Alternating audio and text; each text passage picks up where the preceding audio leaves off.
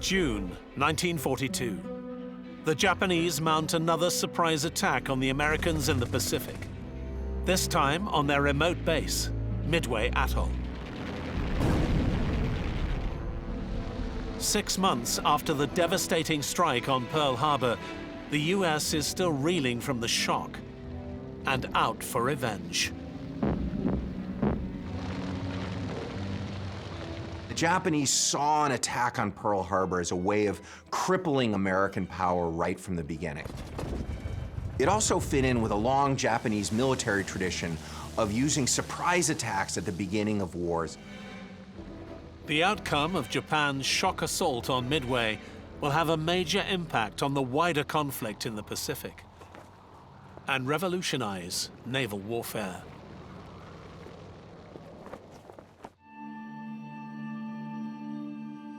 The Japanese understood that attacking America was a huge gamble, not least because of America's economic power, but obviously they were willing to take that risk.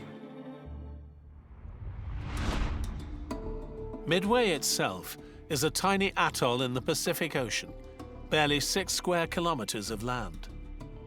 It earned its name because of its position, roughly halfway between North America and Asia, 4,100 kilometers east of Tokyo. It started life as a volcano and is now an atoll, a ring-shaped coral reef surrounding a lagoon that includes 2 pieces of land: Sand Island and Eastern Island, home to a US airbase.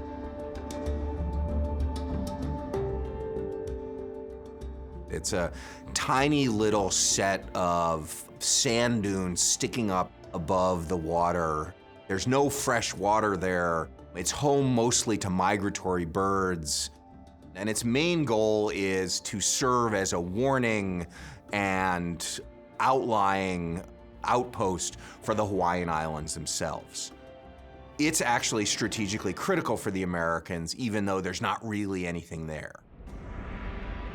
Its strategic importance makes it the perfect target for the mastermind of Japanese imperial expansion, Admiral Yamamoto. He knows wider victory can only come if he can draw out and quickly destroy America's most powerful warships, its aircraft carriers. Yamamoto thought that the only way to get the American aircraft carriers out of Hawaii was to go and take some American property.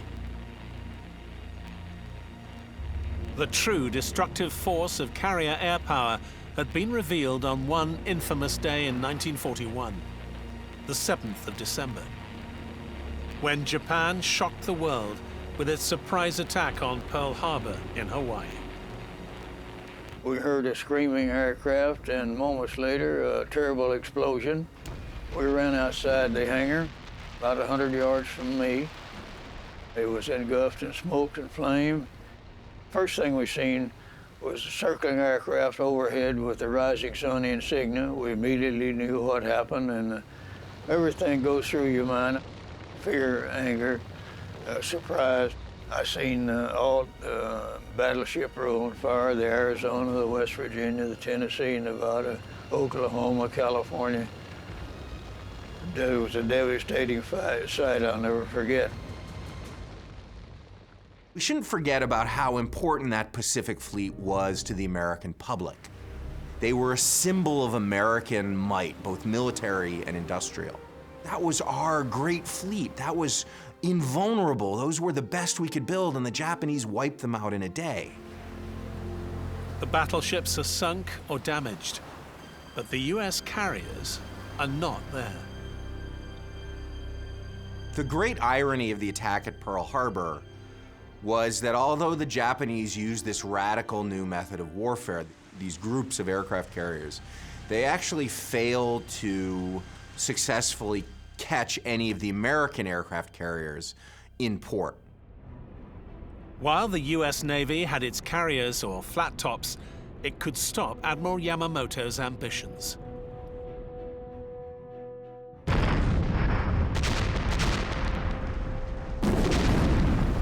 Japan's rampage across Asia stepped up a gear in 1937 with the brutal invasion of China that cost millions of lives.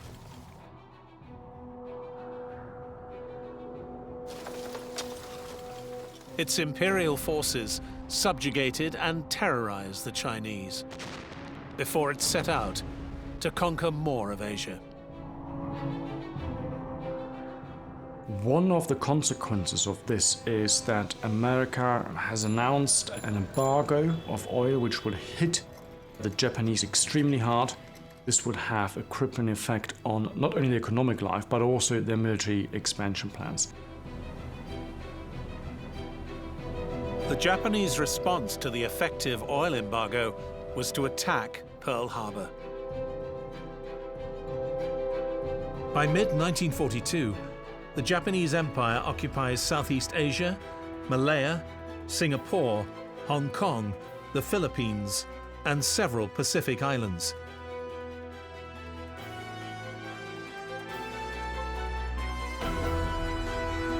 It now pushes into Burma and New Guinea. In early May, a US-led fleet engages them off Australia in the Coral Sea. It was a naval battle between the major capital ships of both sides, but they never came into contact. It's only their airplanes came into contact. Their warplanes do all the work, as it's also the first carrier versus carrier battle, a chaotic engagement that destroys or damages 2 Japanese carriers, sinks 1 American flat top, and leaves the USS Yorktown limping home, trailing oil. At both the Coral Sea and Midway, the front line is defined by the strike range of a carrier's air wing, around 250 to 300 kilometers, well over 4 times the distance their biggest battleship's guns can fire.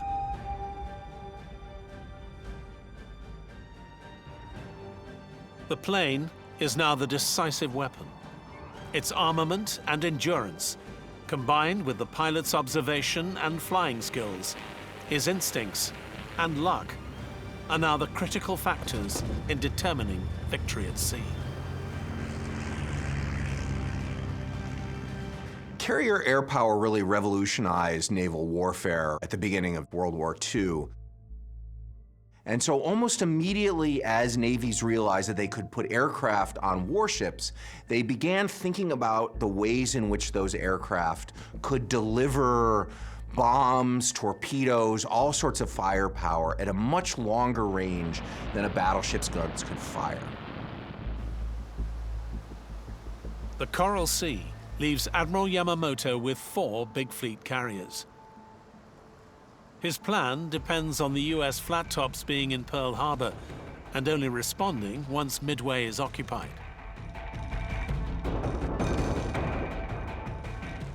When the US fleet sallied out, we would strike their carriers in a pincer attack from Midway and our carriers.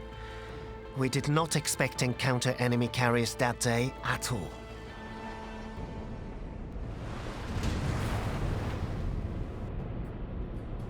It's now the morning of the 4th of June, 1942, a day that will be decisive in the Pacific War.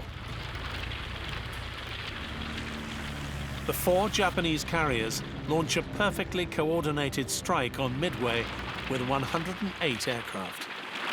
I happened to be in the 2nd aircraft to spot this armada approaching Midway. June the 4th, they hit. With the scout plane's warnings, Midway scrambles its bombers to counterattack and fighters to intercept the incoming strike wave. The Marines were equipped with an obsolete aircraft, the Brewster Buffalo. They sent 27 of them aloft. Only 7 of them returned, and they were badly damaged.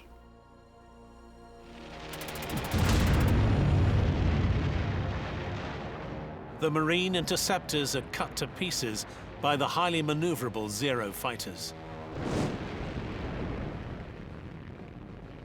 While the Japanese bombers start to set Midway ablaze, destroying the hangars and fuel dump. Mid-1942, Henderson Airfield, Midway Island. The US Marines that are defending it have got machine guns, and most of them are armed with one of these, an M1 Garand rifle. Gas-operated, semi-automatic, 8-round clip. First strike in the battle goes to the Japanese. Infantry hate aircraft. That's a fact. A weapon like this is excellent for fighting other infantry. It is less good trying to hit an aircraft very, very high in the air. What the Marines had at Henderson Airfield that made the difference was machine guns. And it's those machine guns that were the real aircraft killers on the day. They shoot down or damage around 25 of the attackers and dispatch B-17 bombers to follow the planes already engaging the Japanese fleet. Our people on the islands tried to reciprocate by going after their shipping, but those people were not experienced in naval bombardment. And so far as I know, they never got a single hit on Japanese ships. But what it did do was force the Japanese to maneuver and to defend their fleet with their fighters.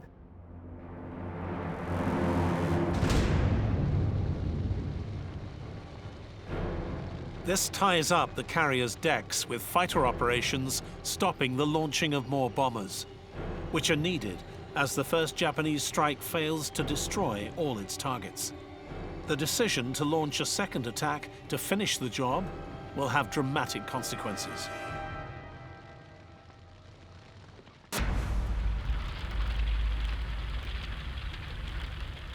The attack is carried out by Japan's veteran pilots using their state-of-the-art aircraft. The Val dive bomber, a highly effective ship killer. The Kate torpedo bomber is seen as the biggest threat to the US forces with its powerful payload. Both are also highly effective ground assault bombers. The Zero fighter is light, maneuverable, and armed with powerful 20mm cannons, able to climb 3 times faster than its US rivals. It's unmatched at the time. The second Japanese strike wave planned to cripple Midway seems invincible.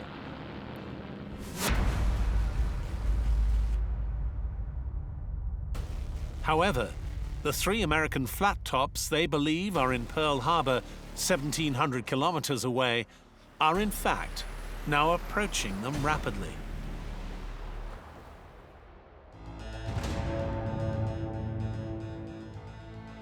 Two days earlier, 3 US carriers and their escorts secretly rendezvoused at Point Luck, about 500 kilometers northeast of Midway, and deploy for battle. The Japanese know nothing about them. The Japanese had 21 submarines available to them, and the picket line, which should have been surrounding Pearl Harbor, was not in place in time. It was 2 days late. And thus, by catching the Japanese by surprise, the Americans now already have the upper hand and an awful lot of opportunities here in the Battle of Midway. The American fleet has evaded the enemy blockade around Pearl Harbor and is closing fast on Midway. Another US strike wave launched from Midway fails to score any hits on the Japanese fleet at great cost. 8 of 16 are shot down. On the bridge of his flagship, Admiral Yamamoto believes his attack is running almost to plan. What he doesn't know is that his enemies have in effect been reading his mind. The Americans had another advantage at Midway. The code-breaking effort at Pearl Harbor, led by a naval officer by the name of Joseph Rochefort, had actually managed to break a fair amount of the Japanese naval codes. Workaholic Rochefort is an eccentric genius with a simple philosophy. If you desire to be a really great cryptanalyst, being a little bit nuts helps. An intelligence officer has one job: to tell his commander today what the Japanese are going to do tomorrow. But his team can only break some of the Japanese radio signals. And exactly what the Americans know has been exaggerated. It's not like the Japanese were sending out detailed plans of exactly what they were going to do. And so part of this code-breaking effort is not just breaking the code, it's then assembling the jigsaw puzzle of information you get out of it. And so Rochefort was able to give Nimitz something of a picture of what was about to happen. The code-breaking suggests the Japanese are planning a mass attack, but the target is only referred to as AF. Rochefort secretly orders Midway to radio that its water purification system had broken down. There was a note that this target, what the Japanese referred to as AF, was running short of fresh water because the distiller had broken. This was, for Nimitz, was enough confirmation to decide that Midway was the target that the Japanese were going after. It seems AF is in fact Midway. But by deciding to take the bait and defend the island, Admiral Nimitz is gambling. And the stakes are all his aircraft carriers. If they've analyzed the wrong information, if they have made the wrong decision based on the information and intelligence they have analyzed, then they will have a problem. The odds against Nimitz's great gamble are worsened by the state of his ships and men after their losses at Coral Sea. They all needed replenishment. The air groups needed replacement pilots and planes for those that had been lost. On the 27th of May, the damaged Yorktown finally limps into Pearl Harbor, still trailing oil. It needs 90 days of repairs. But Admiral Nimitz says they can only have 3. On the 30th of May, she sets sail for Midway, with the repair team still on board filling the holes. To face a completely undefeated and powerful Japanese fleet. Risking our carriers for the 2 little sand spits in the middle of the ocean.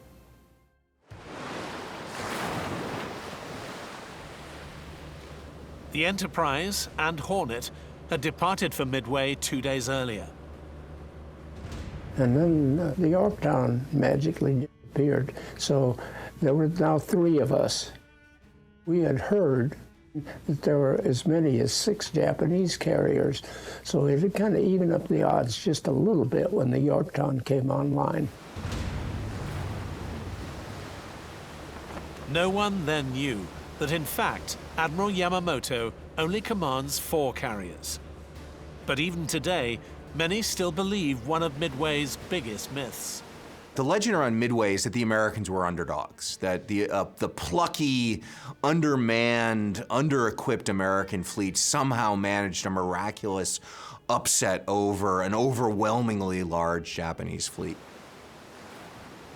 It's true that Yamamoto commands many more warships, including battleships, but the crucial balance of power is in aircraft. Again, the Japanese do have a slight advantage at sea. 248 aircraft on 4 carriers compared to around 230 on America's 3 flat tops. And most importantly, the Japanese have to worry not just about the American aircraft carriers, but they had to worry about the airstrip on Midway itself. Midway's airfield deploys over 100 more combat aircraft. So this idea that America was outnumbered, outgunned, is entirely mythical.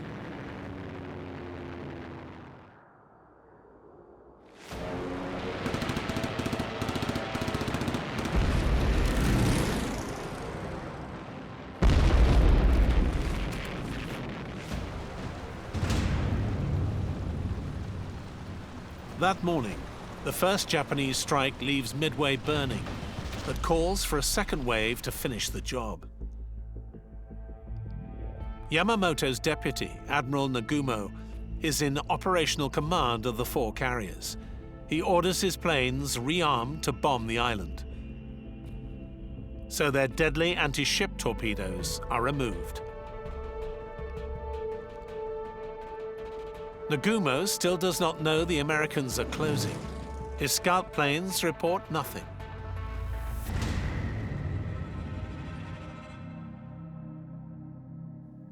Until just over an hour after the attack on Midway, when they glimpse enemy warships, but cannot identify their type. They should have flown lower and lower until they were right on the deck, even if it cost them their lives. Admiral Nagumo halts the rearming. But who have they spotted? Nagumo dithered. He couldn't quite decide what to do. That hesitation actually turns into a fatal one for Nagumo and for the Japanese aircraft carriers. Just as he hears US warships are approaching, bombs start to explode around the Japanese carriers. Unseen at a high altitude, Midway's B-17 bombers attack. Trying to hit an aircraft carrier from 20,000 feet with a bomb is rather like dropping a marble on a scuttling cockroach. The chances of the B-17s actually causing any damage were pretty small. But they do force the carriers to turn violently to avoid the falling bombs. Just as Admiral Nagumo's scout plane reports the news he most fears.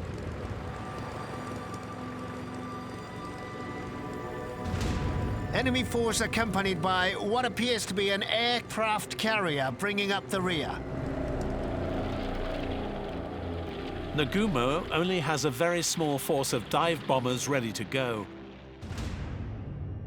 But all his fighters are engaging the American bombers.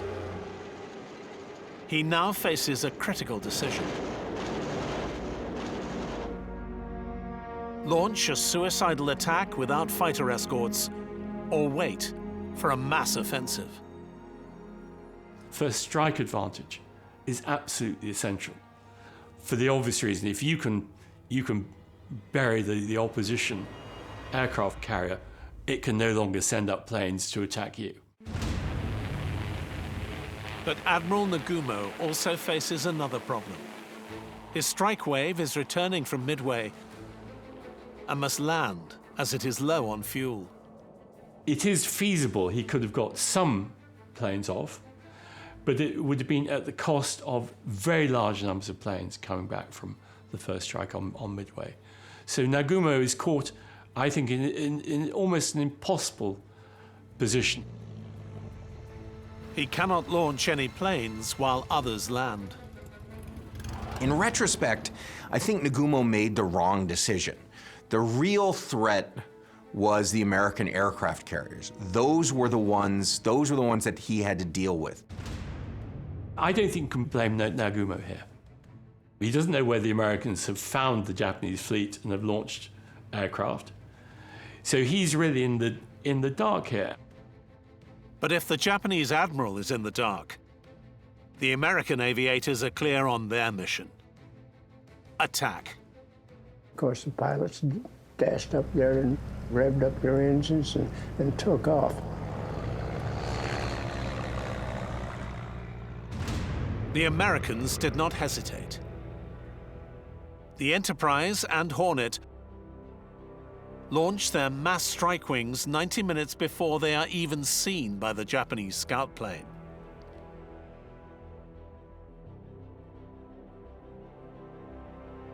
I wanted to hit the Japanese carriers as early as possible, with all the air strength I had available for this purpose.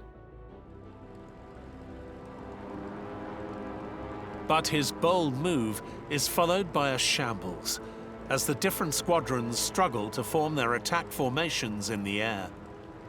And sad to say, the Hornet and Enterprise pilots had to circle the task force helplessly.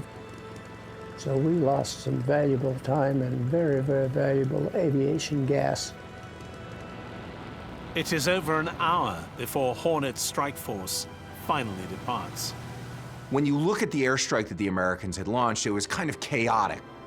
And at least one unit of planes heading off in completely the wrong direction for the aircraft carriers.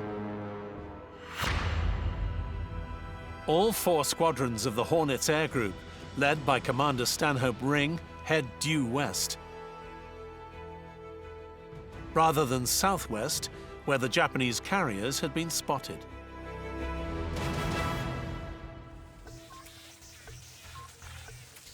For reasons which have never been fully explained and possibly never will be explained, they set off their pilots on a course that was due west, which was never going to catch the Japanese fleet.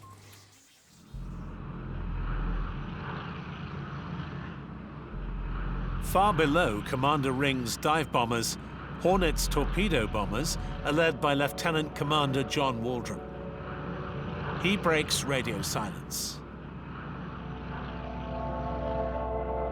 You're going the wrong direction for the Japanese carrier force.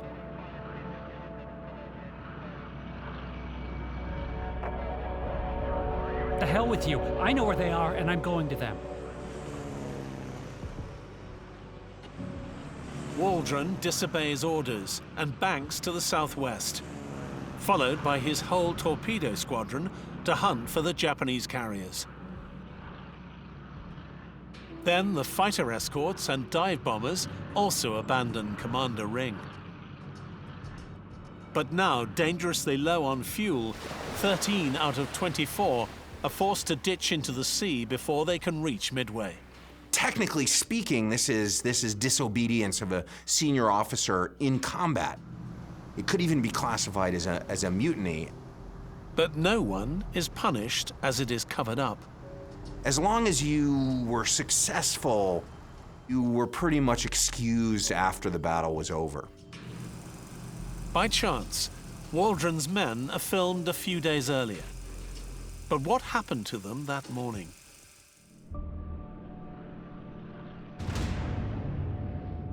Within 45 minutes, Waldron finds the Japanese carriers.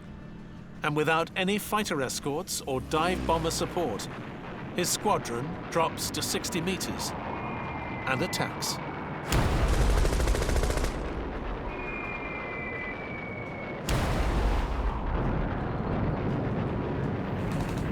Flying into swarms of Zero fighters and then dense anti-aircraft fire in their aged Douglas Devastators. Which was only devastating in terms of how slow it was and how vulnerable it was as an aeroplane. American radio operators hear some transmissions from John Waldron. Watch those fighters. Attack immediately. My 2 wingmen are going in the water. The Zeros jumped on us, and it was too late. I figured that there was about 35 of them. You just gotta fly up to the ship and then take whatever you get. I dropped the torpedo and was fortunate enough to get away from the anti-aircraft fire, although everything was shooting at me.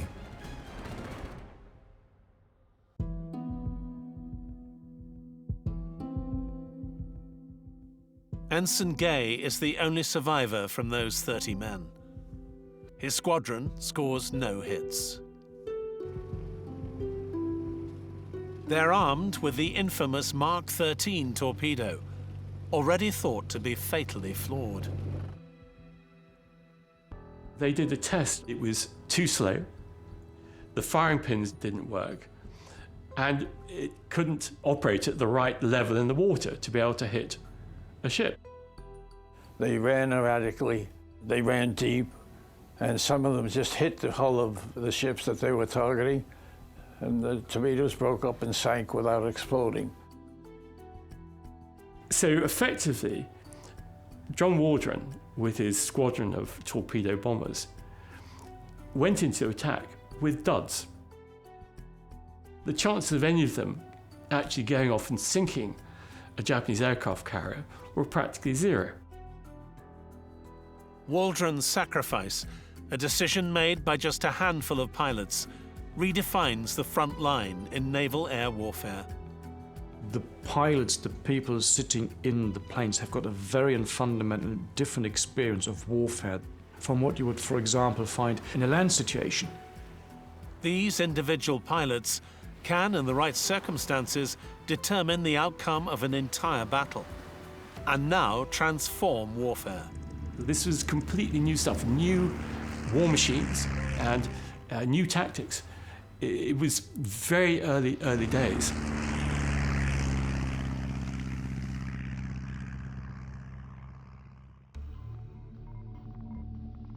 Further proof of this comes on the second American carrier, the USS Enterprise, whose squadrons also get totally split up.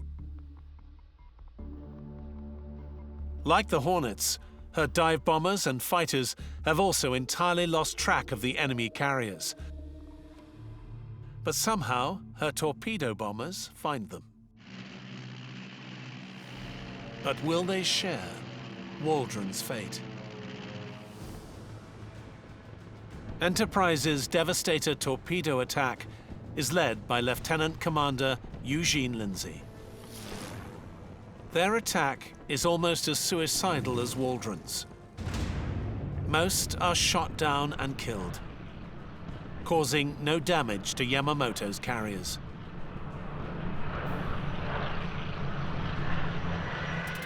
It really does look like the charge of the Light Brigade into cannon fodder. But it had the crucial effect of bringing the Japanese air cover down to ground level.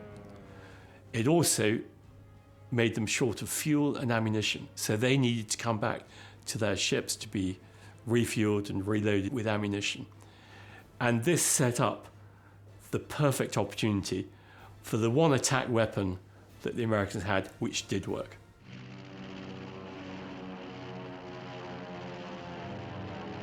These are the dive bombers off the Enterprise, but they still can't find the carriers.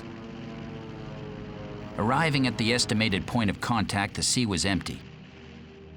Not a Jap vessel was in sight.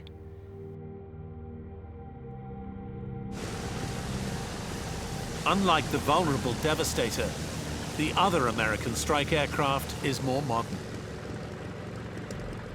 The dauntless SBD dive bomber is affectionately known as slow but deadly, with a good range, decent payload, and a rear-firing gunner for defense.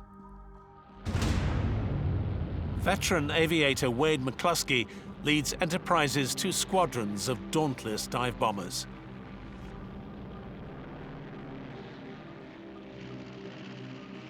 More than 2 hours of searching bravely takes them way past the point of safe return in their determination to find and attack the enemy. I knew, and most everybody else knew, that we didn't have enough fuel to get back. As the Japanese warships have no radar, it's now a deadly game of who will spot the enemy first. McCluskey says we're going to press on just a little longer. And just moments later, he spotted the white wake of a fast-moving Japanese destroyer, and he says that ship has to be racing to rejoin the main fleet. We'll follow it.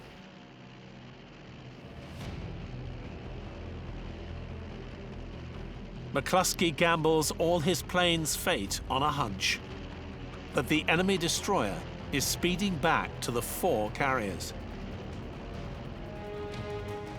Found the Japanese carriers, and they were just ripe for the plucking. No fighter defense up in the air there. They were all down battling the torpedo planes. So our dive bombers had just a beautiful shot, as beautiful as could be. Meanwhile, the 3rd American carrier, the damaged Yorktown, launches its strike wing well after the Enterprise. But their more experienced crews quickly catch up with McCluskey. The Yorktown's planes converge on the 4 Japanese carriers at the same time as McCluskey, by pure chance. At high altitude, the Yorktown's dive bombers arrive from a different direction to McCluskey's planes, while at sea level, her 12 torpedo bombers start their attack.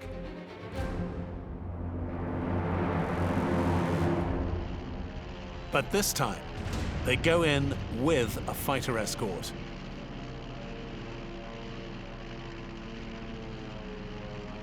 Their Wildcats may climb much slower than the Zero, but can survive a real beating. The 6 Wildcat fighters bravely battle more than 36 attacking Zeros. We tore into the torpedo bombers flying low, straight and true. We felt torpedoes were the biggest threat since a single torpedo could sink a ship. I was impressed at how bravely they pushed home their attacks. Outnumbered and outclassed, the American torpedo bombers start to fall from the sky. Then I saw this glint in the sun, and it just looked like a beautiful silver waterfall. These dive bombers coming down. I've never seen such superb dive bombing. Up at nearly 6,000 meters, McCluskey leads his 30 planes into their terrifying vertical descent onto the nearest Japanese carrier, the Kaga. I saw the top of the dive bomber as it flipped upside down. It hung like a spider on a thread, coming right down at us. At 760 meters, they drop their 500-pound bombs. The first 3 miss, then 4 hit the Kaga. The ship turned into an inferno. The crew was left with little to fight the flames. The deck was packed with the injured, dying, and those too exhausted to move. Dive bombing is one of the least understood weapons that's ever existed. You were in the plane, looking down, hanging from your shoulder straps. In the Battle of Midway, pilots would drop at about 2,500 feet. You're going at 500 feet a second, and it hit the target with tremendous impact. At least one bomb punches through the wooden flight deck and sets off the ordnance in the hangar. You have all the conditions for an absolute catastrophe. And the Kaga just blows out its sides. All the ammunition goes up. And the ship essentially is immediately, completely written off within an instant. But beside the Kaga is another Japanese carrier. In a terrible error, all of the American dive bombers have attacked the Kaga. Lieutenant Dick Best spots McCluskey's mistake and orders his 2nd squadron to abort. McCluskey apparently did not know that protocol called for him hitting the furthest away carrier. So he attacked the nearest carrier. Most of our people hit the nearest carrier. 4 minutes later, Lieutenant Best dives on the 2nd Japanese carrier, the Akagi.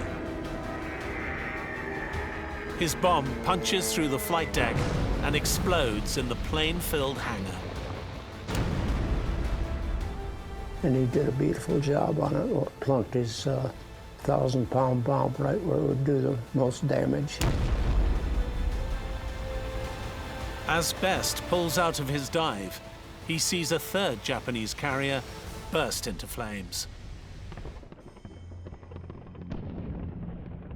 Yorktown's dive bombers have hit the Soryu 3 times, starting fatal fires on the flight deck and in the hangars. In the space of a few minutes, strikes by just 8 bombs devastate 3 of the Japanese carriers. A little later in the day, after the 3 aircraft were sunk, Admiral Spruance called Admiral Nimitz and says, "We've had a good day, Admiral. We sunk 3 aircraft carriers. Do you think that's enough?" He said, "Hell no, I want the 4th one."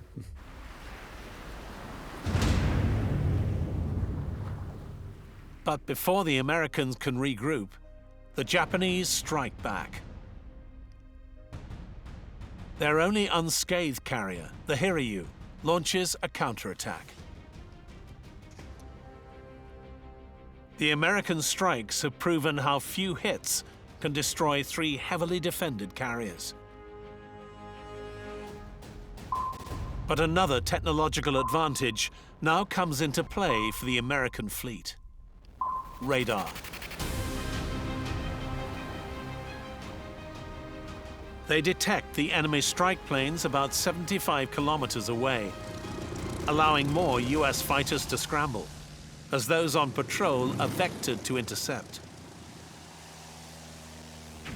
12 Wildcats shoot down 10 of the attacking 18 Val dive bombers.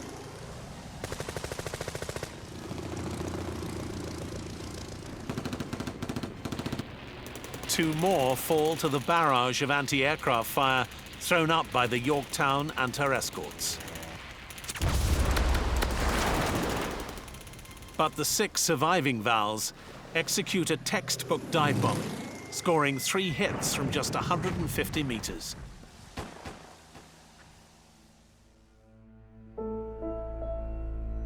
When I took off, the Yorktown was the fightingest ship in the Navy. And when I got back, it was dead in the water. I flew down close to take a look, and all I could see were dead men on deck. There just wasn't anybody alive on board. That was an eerie sight. A second airstrike proves the potency of the Japanese torpedoes over the American duds, as 2 hit the Yorktown, stopping her and creating a severe list. We saw the Yorktown being attacked, and my feelings were, that's our sister ship. I don't like it. Crews tackle the fires that break out on the Yorktown. In the Second World War, few injuries are feared like burns injury, whether it's the metal tube of an aircraft or trapped below decks on a ship that's under attack. Fire can rip through, catching everything from supplies to uniforms to human hair, and do extraordinary damage that's very painful and very difficult to fix. It isn't just about losing the skin, suffering the burn from the fire itself. The body's own response to the burn is the thing that will ultimately kill the patient. You know when you have a small burn that you get a blister. Fluid from your system has gone to the site of the wound to replace the fluid lost by the high temperatures. Imagine that happening on not just a small burn on your finger, but all over your body. The body can't sustain the loss of that much fluid from major organs to external skin damage, and it shuts down. It goes into something that we call wound shock. Perhaps surprisingly, what we're looking at on this table are the basic principles of good burns treatment. This is the cutting edge in 1944. You need to dress it to keep it clean, to keep it free of infection, but we also need to bear in mind that that dressing will have to be removed. Every time you take a dressing off, you're effectively removing the surface and exposing it to infection all over again.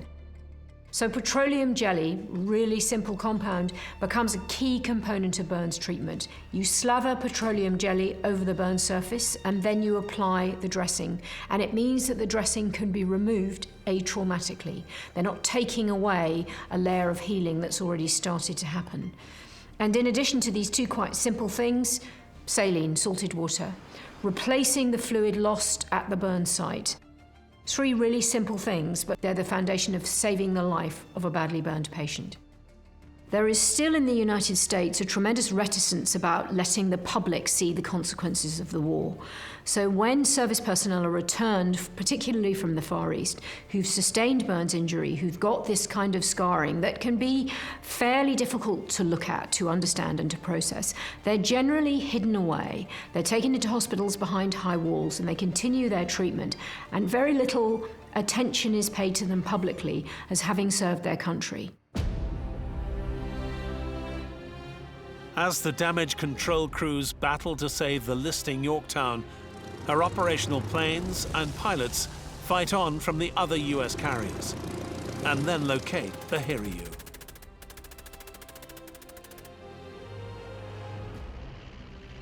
10 of the Yorktown's dive bombers now join 14 from the Enterprise to hit the Hiryu. Again, Lieutenant Best scores, making it 2 for 2, devastating the enemy. 4 explosions leave her aflame, and she sinks the next morning. I was shot down and later rescued. The ship's doctor said, "We treat the lightly injured and ignore the badly wounded.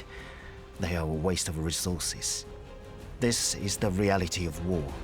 It is cruel and unforgiving."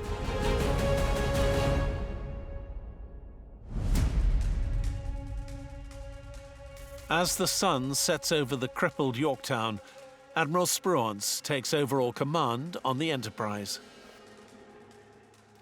But Admiral Yamamoto still believes his fast, ship-killing battleships can even the score. The front line is now determined by the range of his battleship guns, far less than the strike range of the US aircraft. But those are now useless in the darkness. That night, the Japanese try to find the US carriers with their powerful warships.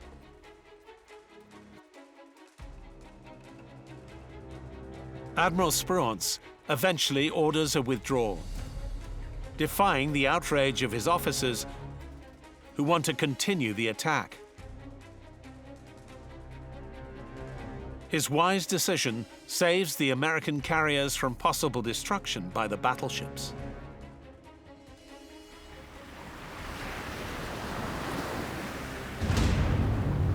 In the night, 2 heavy Japanese cruisers collide, damaging one badly, while the second is sunk by US warplanes on the 6th of June. That cruiser was twisting and turning, making turns that pulled you right over on your back. We were dropping bombs all around it. It was throwing up a flock of anti-aircraft shells. One got Sam. For the first time, I really hated them.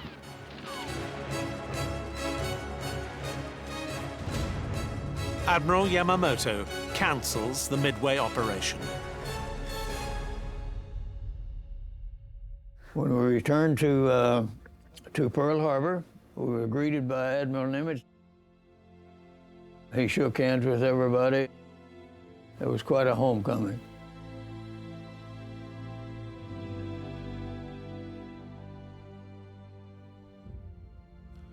Japan has suffered a huge defeat, losing 248 aircraft, 4 big carriers, a heavy cruiser, and around 3,000 men. By comparison, the US Navy loses about 150 planes, 1 carrier, a destroyer, and just over 300 men. The argument for Midway being one of the most critical moments in the Pacific War is absolutely valid. The loss of 4 Japanese carriers really did shift the momentum in the Pacific from what had been a really uninterrupted stream of Japanese victories. It also gave a great boost to the whole Allied war effort, handing them the initiative. Before Midway, the Japanese carriers dictated the flow of the war between America and Japan. After Midway, it was the Americans who dictated the pace and the sequencing of the war. But when we turned the tide in Midway, it was a relief. It was a great pleasure, and it's gone down in history now as one of the greatest naval battles of all time. A Japanese trap became an American ambush and totally transformed naval warfare.